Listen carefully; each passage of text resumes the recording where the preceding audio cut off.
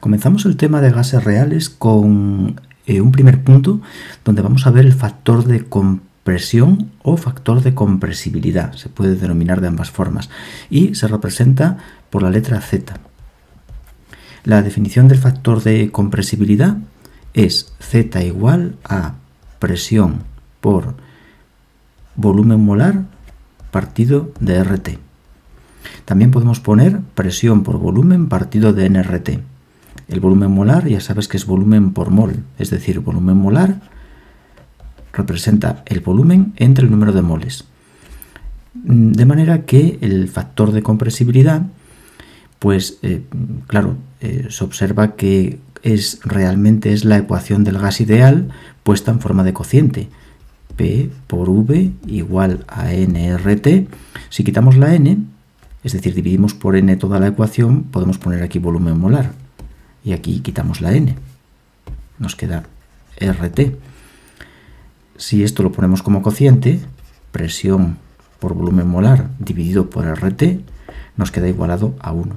Por tanto, el factor de compresibilidad no es más que la ecuación del gas ideal puesta en forma de cociente y en consecuencia Z debe valer 1 cuando el gas se comporta idealmente, cuando tenemos un gas ideal, porque este cociente PV molar partido de RT para gas ideal vale 1.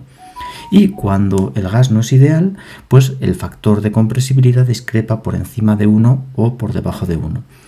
Z va a ser mayor que 1 o menor que 1 cuando el gas se comporta idealmente. ¿Cuándo Z es mayor que 1? Bueno, cuando la presión del gas, esta presión que tenemos aquí es la presión que el gas ejerce de forma real, es mayor que la que ejercería un gas ideal. En ese caso, la presión, al ser mayor que la del gas ideal, hace que el cociente sea mayor que 1. Y, por el contrario, Z es... puse de 0. Y por el contrario, Z es menor que 1, más pequeño que 1, toma valores menores que 1, entre 0 y 1, cuando la presión del gas real sea inferior a la del gas ideal. En ese caso, el cociente nos va a dar un valor que va a ser menor que 1. ¿A qué se debe esto? Bueno, por ejemplo, la discrepancia por debajo de 1 ocurre cuando se da la siguiente situación. Si tenemos en un recipiente moléculas de un gas y cuando una de las moléculas se dirige hacia la pared y va a chocar contra ella, pues las moléculas vecinas interaccionan con ella y la atraen, estos puntos que pongo son interacciones atractivas, esta molécula va a chocar con una menor energía contra la pared y por tanto generará menos presión, va a ejercer menos presión. En este caso la presión del gas real debido a las fuerzas intermoleculares es más pequeña que la del gas ideal y eso hace que la Z discrepe por debajo de 1. Z es menor que 1 cuando hay un predominio de fuerzas atractivas. Fuerzas atractivas. Por el contrario, imagina la siguiente situación. Tenemos un gas en el que hay tantísimas moléculas que la presión es muy elevada, hay una presión muy alta. Y cuando una molécula se dirige hacia la pared para chocar contra la pared, las demás moléculas, en vez de atraerla, en vez de haber fuerzas atractivas, nos vamos a encontrar con fuerzas repulsivas. Estas moléculas que están rodeando a la molécula que choca contra la pared se repelen con ella y esa repulsión lo que está provocando es que la molécula choque con más energía contra la pared, generando más presión. En este caso, situación en la que el gas está a una presión muy elevada, hay un predominio de fuerzas repulsivas, de manera que la molécula que colisiona contra la pared es repelida por las otras moléculas y empujada contra la pared, ejerciendo una presión superior. Así que la discrepancia de Z por encima de 1 la vamos a tener cuando hay un predominio de fuerzas repulsivas. Las moléculas, en vez de atraerse, sufren fuerzas de repulsión.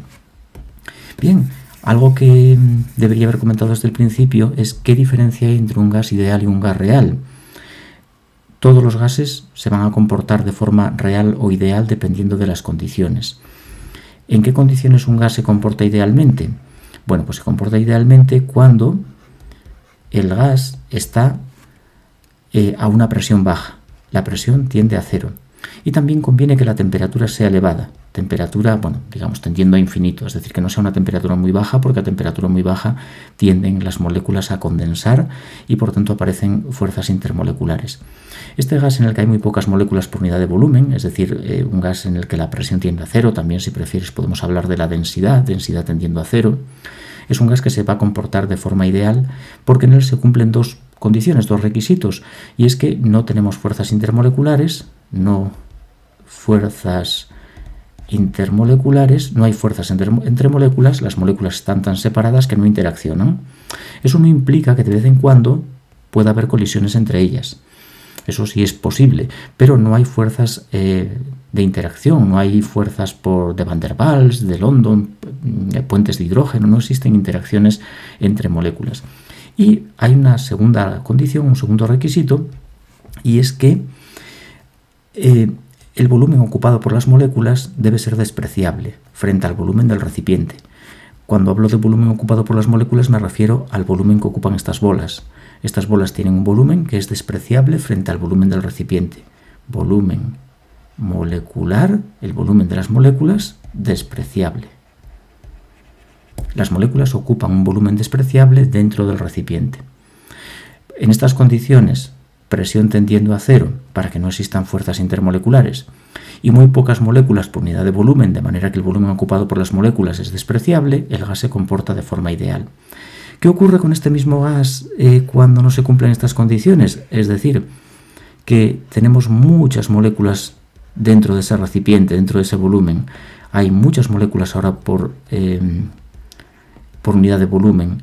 Pues en este caso la presión ya no tiende a cero, ni la densidad tiende a cero, y aparecen fuerzas intermoleculares. Hay fuerzas intermoleculares.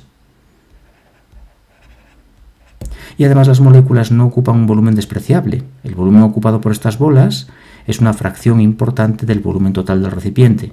En estas condiciones el gas se comporta de modo real. Y ahí es donde el factor de compresibilidad discrepa con respecto a 1.